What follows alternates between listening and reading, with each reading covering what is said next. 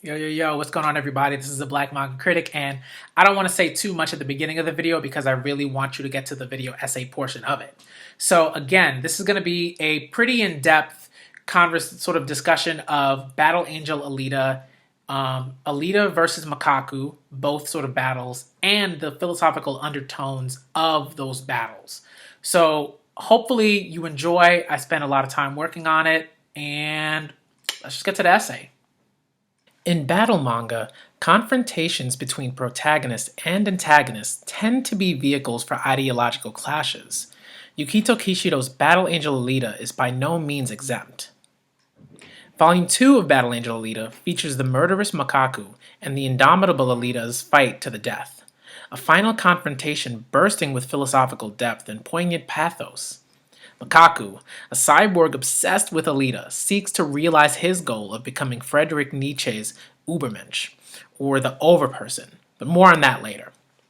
While Alita strives to figure out more about her past through Panzerkunst, a Martian martial art that gradually hints at Alita's past life throughout the series. Subsequently, Alita's victory against Makaku brings her closer to figuring out who she is, yet also reveals the distance between her current and former selves. Her continued search leads her to Motorball, a cyberpunk sport that combines the best of robot battles and roller derbies, and maybe her most important battle in the series, excluding Last Order and Mars Chronicle, of course. Enter Alita vs. Jasugun. If Makaku helps Alita realize her search for who she is intertwined with physical combat, Jasugun helps Alita understand that it isn't enough to simply fight others with her tried and true Panzerkunst. She must seek out opponents who push her to her physical and mental limits, for better or worse. Hopefully this video allows for a clear understanding of what Kishido seeks to portray through Alita's battles with Makaku and Jasugun, her true self. Someone whose ideals circumvent the pitfalls of the Übermensch and Maschinenkraft's ideologies, and one who walks the path to something far greater.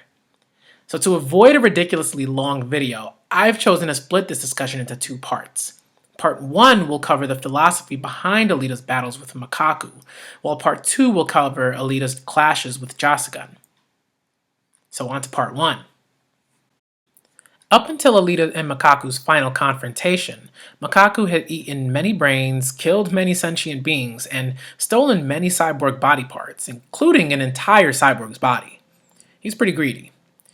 During the tail end of their initial battle, Makaku revealed himself as one who was familiar with Nietzsche's Übermensch, a conceptual figure mentioned in Nietzsche's Thus Spoke Zarathustra, written from 1883 to 1885. A novel widely considered to be the philosopher's magnum opus. And while the text does cover more than the aforementioned concept of the Übermensch, this video will only cover what is useful for an analysis of Kishido's implementation of the text in his own manga. So on to the analysis. In Chapter 3 of Battle Angel Alita, Makaku paraphrases Nietzsche and tells Dr. Ito that the spirit is but a plaything of the body. This comment draws our attention to Makaku's inability to limit his speech because his body is only made up of his head. Makaku foolishly believes that because his cyborg unit only encompasses his head and the spirit is subservient to the body, he has no choice but to speak as much as he does. In this way, Makaku is also literally alluding to Zarathustra's proclamations that the body is a necessary tool for becoming the Übermensch and surpassing one's limits because the body is the, quote, great intelligence while the spirit is the, quote, lesser intelligence. Zarathustra chastises, quote, the body despisers because they don't realize their disdain for the body inherently bars them from achieving growth. It's notable that Makaku is obsessed with obtaining the perfect body because this sort of tells us that he truly believes a superior body will be what takes him to his Nietzschean ideal, albeit a warped version of the philosopher's notion. While Zarathustra believes that it's crucial to experience pain, joy, and other emotions if one hopes to become the Übermensch, Makaku not only comes to the realization that he needs an all-powerful body to become the Übermensch, but that he must also, quote, conquer fear and pain. But here is where Makaku gravely misconstrues Zarathustra's ideals. Where Makaku desires to defeat pain and fear by, quote, plunging others into terror and anguish, Zarathustra never espoused such ideas. Rather, the prophetic figure is adamant about the need to experience such emotions, pain included. Zarathustra admonishes the body despisers because they seek to avoid pain.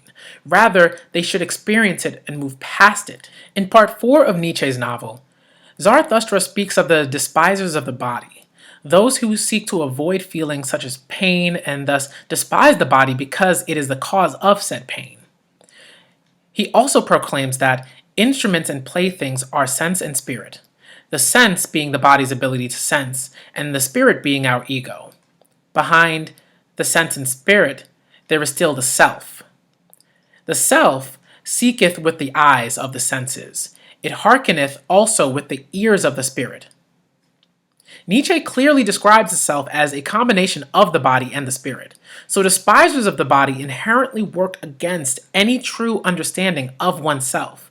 Because to understand oneself, a person must accept what the self has to say to their ego, to feel pain and to feel pleasure. Seeing a glimpse of Makaku's past helps us understand why Makaku would despise his corporeal form, why he might be a body despiser. Makaku laments his life prior to the brain-eating murderer he eventually becomes. As his body decomposes, he thinks about how painful it is to live in such misery and hopes to find salvation in any form and at any cost. For Makaku, that's avoiding his pain by causing others pain. This is where I think Kishido utilizes Alita as a foil to Makaku's flawed thought process. While Makaku learns from his body's pain, both as a fully fleshed individual and cyborg, that knowledge does lead him to a cruel conclusion, to inflict pain onto others and reside over lesser beings. But on the contrary, Alita's desires are rooted in understanding who she is and her connections with the people she cares about, namely Dr. Ito. Where Makaku seeks to avoid pain by plunging others into pain, Alita's love for the people she cares about fuels her initial reason to fight Makaku. She wants to protect Dr. Ito initially and later baby Koyomi from Makaku's clutches. But Kishido seems to tell readers that this desire to protect simply isn't enough. Rather than a newly found desire to protect her loved ones, she must couple that desire with an ideological foundation. Unfortunately, Alita hasn't found that support quite yet at the beginnings of the story. She has no unwavering ideology, no fervent belief in dogma. Relative to Makaku, whose Nietzschean beliefs have been solidified after a life of rejection and constant self-affirmation, Alita is at the beginnings of understanding herself. It's not surprising then that when she faces off against Makaku for the first time, she is defeated fairly quickly, even if she is being fueled by a desire to protect Ito. Remember, physical battles within fiction are often not just about who's stronger and more skilled, but about the combatants' ideologies and how those ideologies hold up against each other. Through Alita's loss to Makaku, Kishido literally and figuratively shows readers that Alita is both physically unable to match up to Makaku, who has tirelessly worked to obtain the ultimate body, and is firmly rooted in his ideology, even if it might be a flawed one. Alita has just woken up from a supposedly long slumber with amnesia and has been repaired by Dr. Ito. Thus, Alita's sense of self is sort of fleeting. To make matters worse, Alita's body initially reflected not herself but Ito's conception of her, which is a pacifist ideal that Dr. Ito held much to Alita's chagrin. So when Alita does severely damage Makaku, it's because she's beginning to figure out who she is as a warrior of the Panzerkunst martial art, rather than who she is as the person physically put back together by Dr. Ito. She, quote, decides to believe in herself and her Panzerkunst skill, which earns her an important victory in the destruction of Makaku's right eye, but in the end, Alita still doesn't have that unwavering ideological backbone necessary to fight against a fiend like Makaku. She is still largely unaware of who she is, where she comes from, and what she experienced prior to ending up in a dump site. Her belief in Panzerkunst is, unfortunately, flimsy, as she doesn't seem to remember who taught her, what the martial art stands for, what practitioners of the art are supposed to learn through it. And that leads to her overall loss. This isn't to say that I'm rooting for Makaku, far from it. I despise the guy. And as I read through the manga, I rooted for Alita to end him right then and there. But through Alita versus Makaku round 1, Kishido presents the notion that sometimes it just isn't enough to want to win. You have to have a firm ideological ground to stand on. Otherwise, your body and ideals are liable to be cleaved in two. It's only until Alita gains the Berserker body, which allows her to unlock more of the Ponta-kun style, that she learns more about who she is and gains a greater understanding of what she believes in, her trust in her fighting ability, and its connection to her past. She knows that an opponent, regardless of who it is crucial to learning more about her past self. The more she fights and uses Panzerkunst, the more she learns.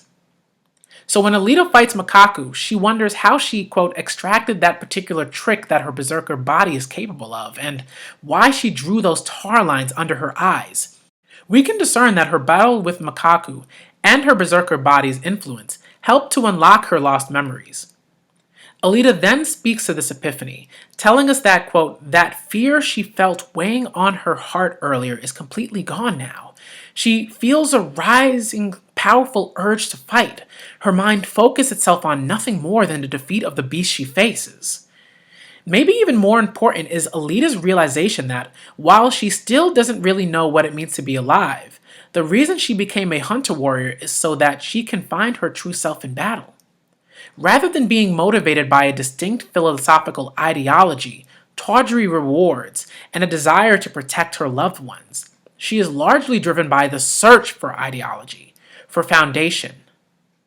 Hey, so I'm back. Hopefully you really enjoyed that video essay. I think it's pretty good.